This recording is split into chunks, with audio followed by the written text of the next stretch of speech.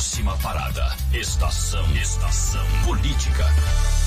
Hoje, no Estação Política, deputada estadual Ana Paula da Silva, Paulinha, processo de impeachment contra o governador e também a vice-governadora. A deputada Paulinha é líder do governo. Como é que está esse assunto em pandemia política? Pandemia política. Boa tarde, deputada. Oi, querido, boa tarde. Então, eu acho que esse foi um ano que todo o planeta se voltou de uma forma diferente para si mesmo em razão da pandemia, né? E a gente tem sofrido os reflexos dela. Esse caso hoje que a gente vive aqui, o caso político de Santa Catarina, do pedido de impeachment, ao meu ver, também tem oportunismo na forma, no meu ver, por causa do assunto, do tema, da pauta, mas ele acontece muito em razão desse calor todo que hoje a gente vive, né? Não há dúvida alguma. Claro que você tem razão quando se fala em oportunismo, porque a oposição sempre está à espera de algo para puxar um assunto. Agora, tem que haver investigação para provar o contrário também, né, deputado? Isso eu sou super a favor.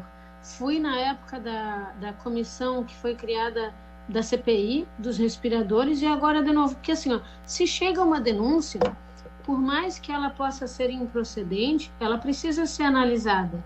E a atitude da Alesc, ela foi muito correta nesse sentido, porque existem leis, né? A gente tem que respeitar as instituições e os diplomas legais que a regem.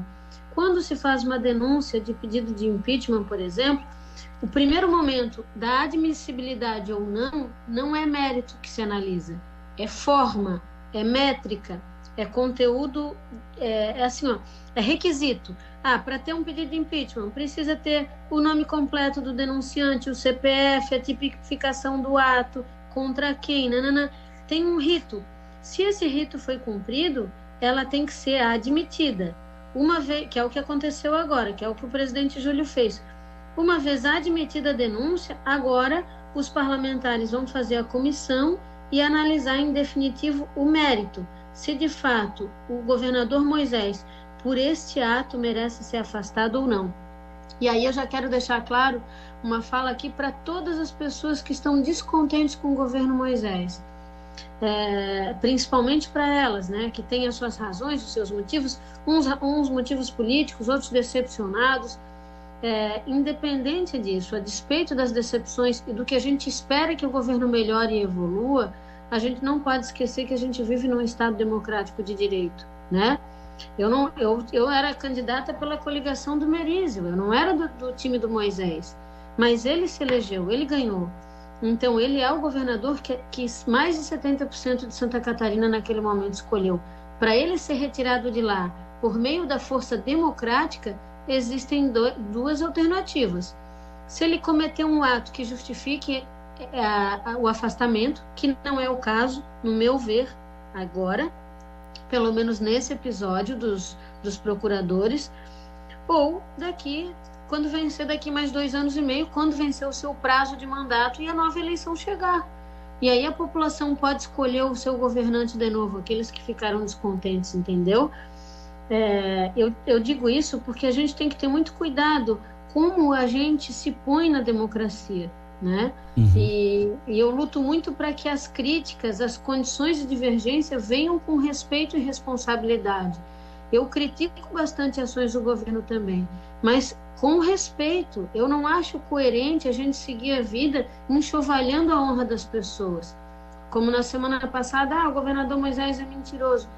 Eu conheço ele tem um monte de defeito, tá? Mas se tem uma coisa que eu não consigo enxergar, é o Moisés mentiroso. Ele muitas vezes, qual é o problema do relacionamento dele com a Alesc? A gente esses dias ainda brincou, o Moisés ele tem um sincericídio com ele. Tem coisa que ele não precisava falar e ele fala. Ele é mais super sincero do que mentiroso, na minha avaliação pessoal, do pouco que a gente convive e se conhece. E ele não me deu nenhum recurso extraordinário, não fez nenhum benefício para mim, nem eleitoralmente, que eu possa consagrar uma lealdade irrefutável a ele. Não é isso, é uma questão de justiça, o que é justo e o que não é justo. Então, nesse momento agora, é um momento de cautela, é um momento de receber a denúncia, ler com atenção o que está escrito ali, e aí sim, num segundo momento, se posicionar. Não esquecendo que a gente tem uma coisa que é muito mais importante que o Moisés, muito mais importante que a Paulinha, muito mais importante do que qualquer movimento político. É o Deputada, Estado de Santa você Catarina, como líder do governo... Pode continuar.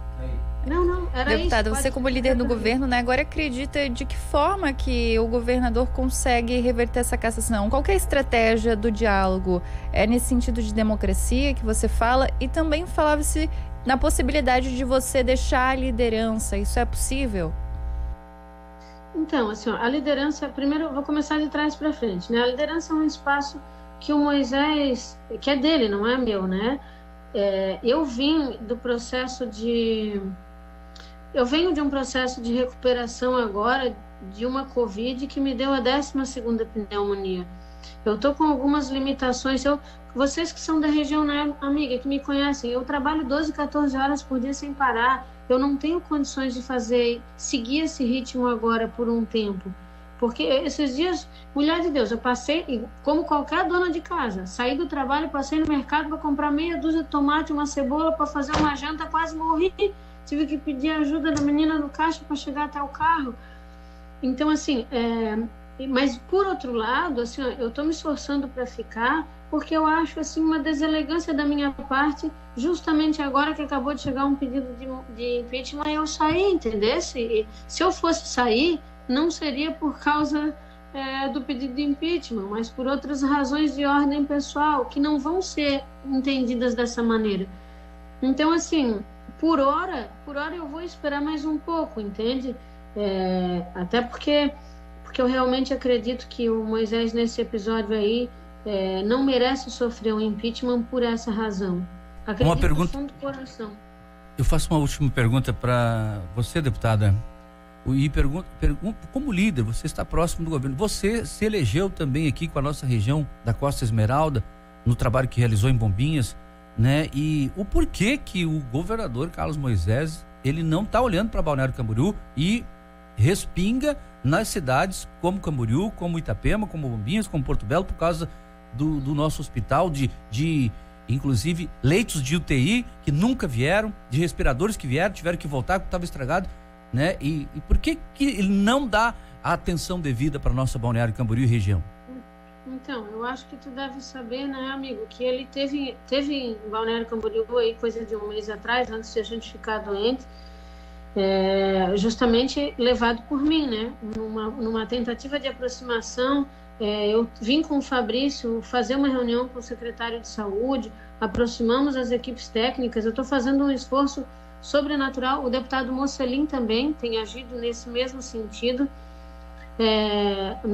na tentativa de aproximar a nossa região, que tem não só as demandas de saúde, mas tantas outras, né, que o governo precisa responder.